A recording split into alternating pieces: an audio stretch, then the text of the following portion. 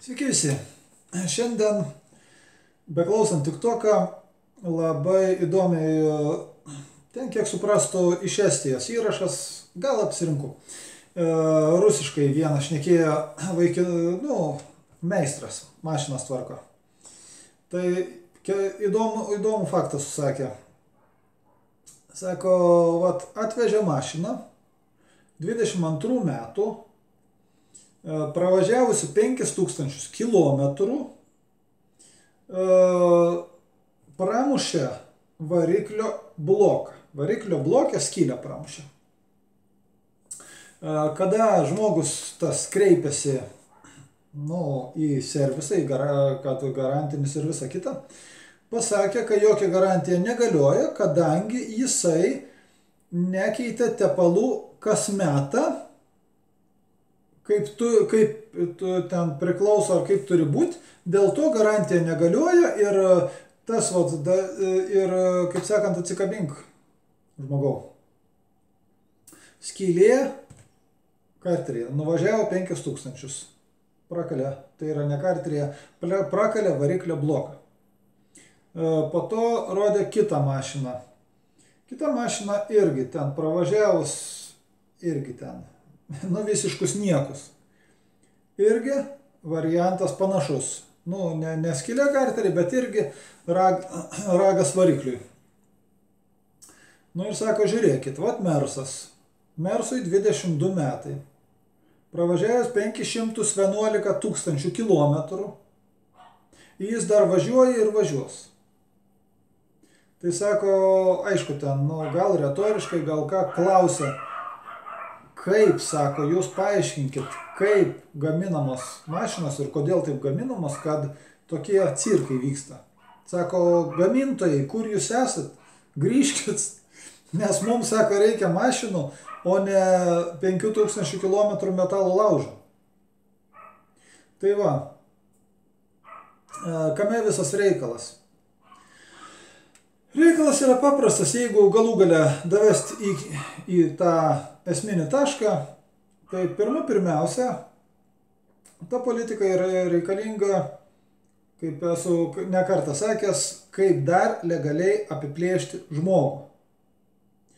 Jie gali gaminti ir gaminti mašinas iš vis, kurios ir 1000 nuvažiuos.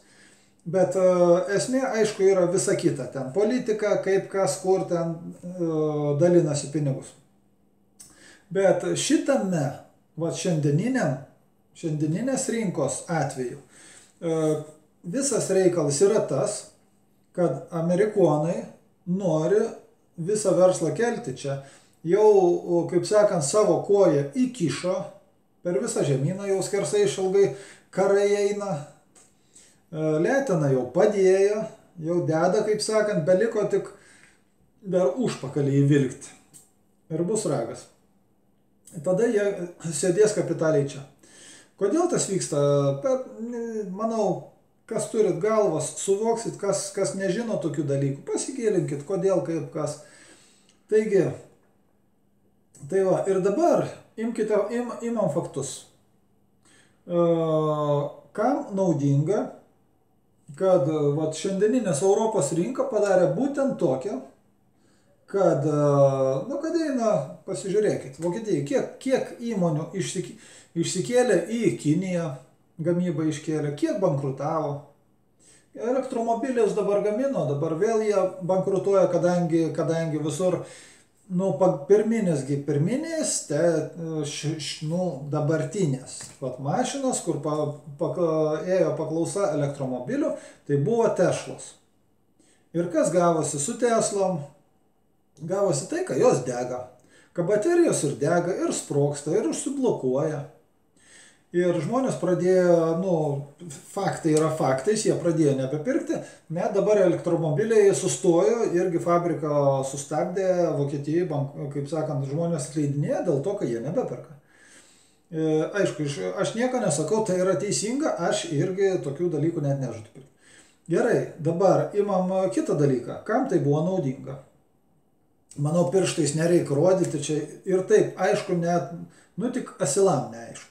Arba tiem, kurie religingi televizorių. vat jiems neaišku.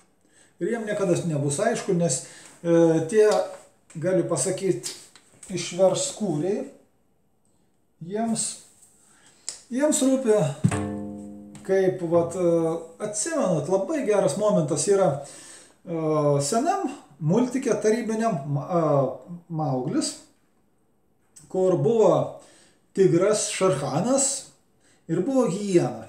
Visada paskui jį bėgiodavo, padlaižys. Tai va čia vienas ir tas pats. Vat pasižiūrėkit. Grinai vienas Šarchanas visiems vadovauja, o hienas jiems vat nesvarbu, kas bus, kur bus. Jei Šarchano neliks, eis pas kitą, padus laižyti ir cypti ir inkšti ir visa kita. Ir va čia ta politika, aišku, senovės laikais, manau, daugmaž tiesos laikais, kaip sakydavo apie tokius, tai yra išdavikai, tai yra išverskūriai, tai yra išdavikai ir kitokiais mielais apibūdinimais. Šiais laikais, nežinau kaip tą pavadinti, bet gerų žodžių tikrai neatsiras nei pas vieną. Tai va. Vat kam reikalinga visa ta politika. Vienintelis dabar kas gaunasi tai, kad markė smukdo, aišku, pasižiūrėkit toliau, kiek amerikoniškų automobilių plaukia pas mus. Sakykim, iš Britanijos, kad vairą reikia perdėti į kitą pusę, padarė misiją neįmanoma. Per visą kiek skaičiau, domėjausi, buvo mintis, kad nusipirkti iš Anglijos mašiną ir perdėt tą vairą į kitą pusę ir taip toliau. Bet kada paklausiau, kas kur kaip, po to pasidomėjau iš viso, kaip internete, kas kur kaip, tai per visą istoriją, kada visgi turėjo Lietuva leisti, nenori, tai per visą tą istoriją bijau pameluot, bet liktai nuo 2006 ar nuo 2008 metų, neatsimenu, ten vienu žodžiu laikotarpis iki šiol geras. Per visą istoriją praleista buvo, jeigu pamenu, vienas automobilis, nuimkim gal 2 automobiliai per visą istoriją, per visą tą laiką. O amerikoniškos, nesvarbu, kai jos ten ir tokios ir anokios, jas leidžia dabar pilnu tempu. Tai va, čia sakau, čia yra akivaizdus reikalas su rinka. Dabar kas daroma? Europinė rinka naikinama kapitaliai per visus galus. Su žemės ūkiai, su viskom. Pasižiūrėkit, ką nematot. Aišku, žlibas nematys, kas daroma su orais šiais laikais. Jie, aišku, kiekvienas sakys, o čia atšilimas, čia tas, čia anas, čia yra debilizmas. Mano manimu. Čia yra, kaip sakant, tik muilo opera eiliniams televizoriniams religiniams. Tai va, bet dabar kas gausis? Dabar gaunasi tai, kad iš tikrųjų didžiausia ir visais atžvilgiais ir lygis aukščiausias ir kaina žemiausia yra pas kinų. Ir kinų elektromobiliai yra aukštumoje. Kažkodėl jie nesprogsta. Kažkodėl jie važiuoja geriau ir toliau ir komfortiškesni. Dėl ko aišku. Toliau, tebūnie iš anksčiau, kaip sakant, kas kinus sukūrė. O sukūrė, mano manimu, kaip sakant, mąstymu, kad visgi tam didžiausią paskatą padarė Amerika. Jiems reikėjo, jeigu tu turi vergų, kurie dirba už dyką ar beveik už dyką, tai yra didžiausias stebuklas, didžiausia nauda, didžiausias valio. Tuom remiasi iki šiol, kiek žinau, Amerikos politika. Tai va, jiems reikėjo vergų. Kas gavosi?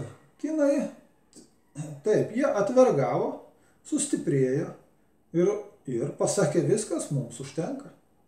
Dėl ko amerikonas labai užpyko. Be galo užpyko ir bandė ir taip ir anaip, bet jau yra, kaip sakant, svertai visai kitokia ir dabar vat, gaunasi, kad Amerikai reikia naujų vergų. Kadangi kinas nebeduoda viską už dyką ir savo sako, nu tai va, tai ir gaunasi. Dabartinė politika taip ir išsivysto.